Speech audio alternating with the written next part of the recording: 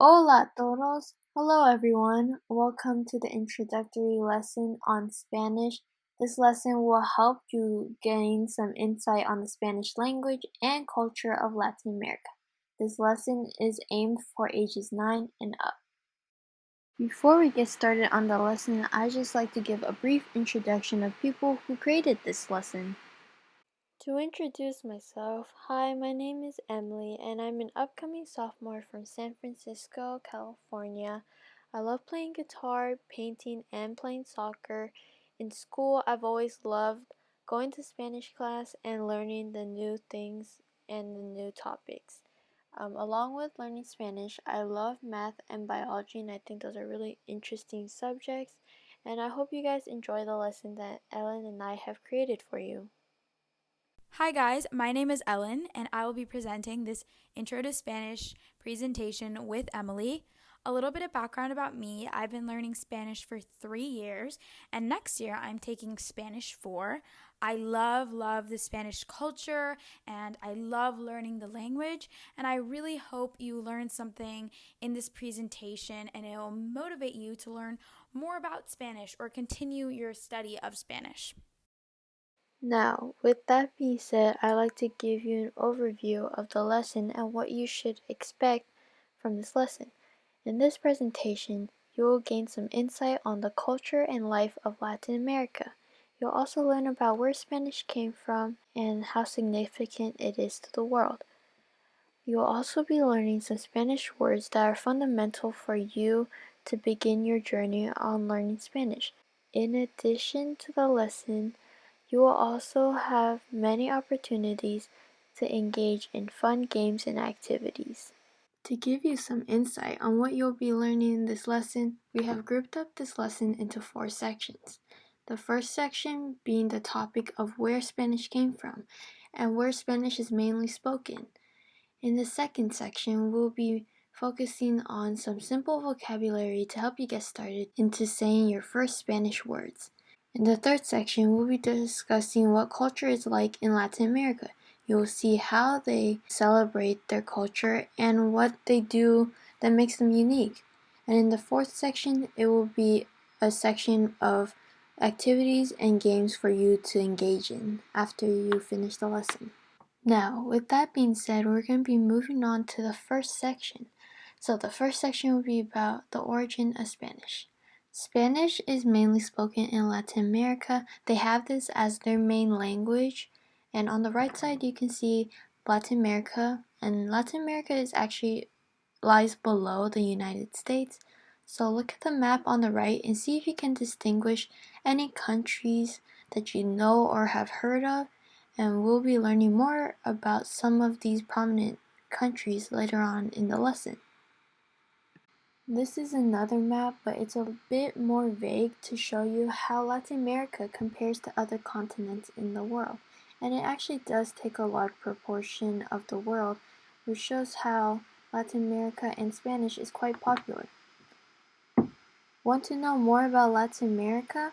Below the pictures are links that will take you to a virtual tour that can help you experience what it's like being in Machu Picchu or in Chichen Itza.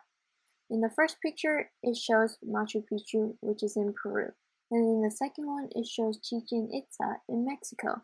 And these both virtual tours will help you experience what it's like to be in Latin America and feel like you're traveling somewhere foreign. Going back to Latin America, uh, if you were able to distinguish different countries in Latin America, here are some more. Argentina, Spain, Mexico, Bolivia, Colombia, and many other countries speak Spanish as their main language. In fact, 20 countries in the world speak Spanish as their main language, which shows how significant Spanish truly is. You may be wondering, where did Spanish come from? Well, Spanish came from the Iberian Peninsula in the 5th century. Spanish is influenced by a Latin dialect, which was then brought to the Iberian Peninsula, which influenced their language. Spanish, in fact, is quite similar to the Portuguese and French language, so if you have some prior knowledge on the Portuguese and French language, you may be able to learn Spanish quicker or maybe more comfortable to you. So, for example, table in Spanish is mesa. Table in Portuguese is mesa. Another example is hotel. Hotel in Spanish is hotel. Hotel in French is hôtel. They are spelled the same, just pronounced differently. Moving on to section 2, this section is focusing on beginner Spanish vocabulary to help you get started on speaking the Spanish language, and it'll consist of many sentence starters and just simple words so you can communicate with others using these basic words. Please grab a pen or a pencil and write notes as we teach you some new vocabulary that will help you in the activities that will be later presented to you. To start off, hello, and you use this to greet someone and you would say hola. And then if you were to leave, you could say adios, which is bye. If you want to ask how someone is doing, you could say ¿Cómo estás?, which means how are you? And in response, they can say or you can say Estoy bien, which is I am good. If you want to know more about someone, use these sentence starters and responses to help you guide through a conversation. If you want to know someone's name, you could say ¿Cómo se llama? And in response, you can say Me llamo and then your name. For example, my name is Emily, so I'll say Me llamo Emily. And if you want to know someone's age, you could say ¿Cuántos años tienes? How old are you? And you can respond with Yo tengo, age, and then años. Alright everyone, this is the end of my teaching section, and I'll be handing off the mic to Elin, who will be teaching you more Spanish vocab and the culture of Latin America.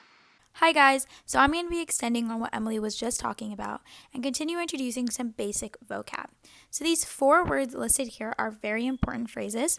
The first 3 are greeting and farewell phrases. Good morning is buenos dias, good afternoon is buenas tardes, and good night is buenas noches. This slide also includes the Spanish word for thank you, which is gracias.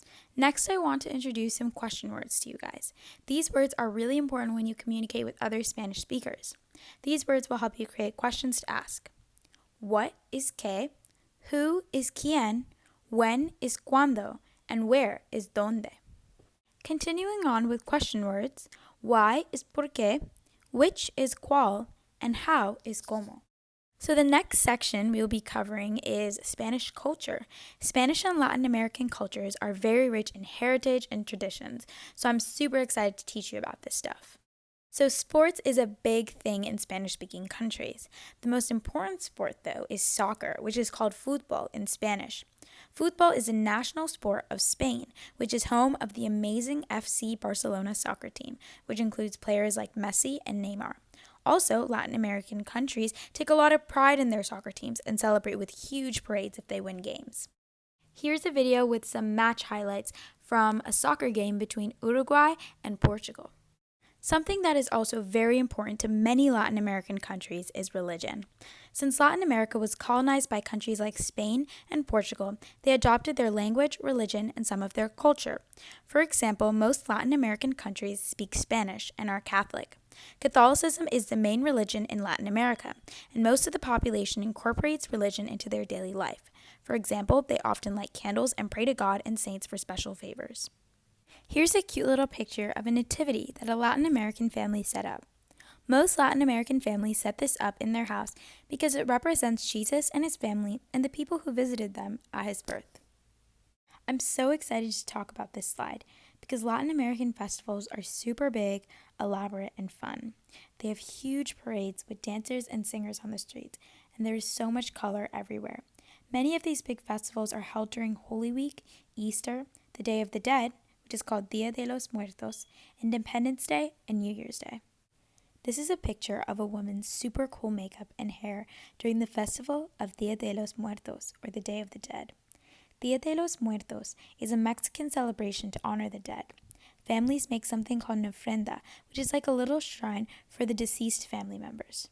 You may have seen an example of an ofrenda in the Disney movie Coco. Like the movie, many people believe that putting up these ofrendas allows the dead to visit and spiritually partake in the celebration of Dia de los Muertos.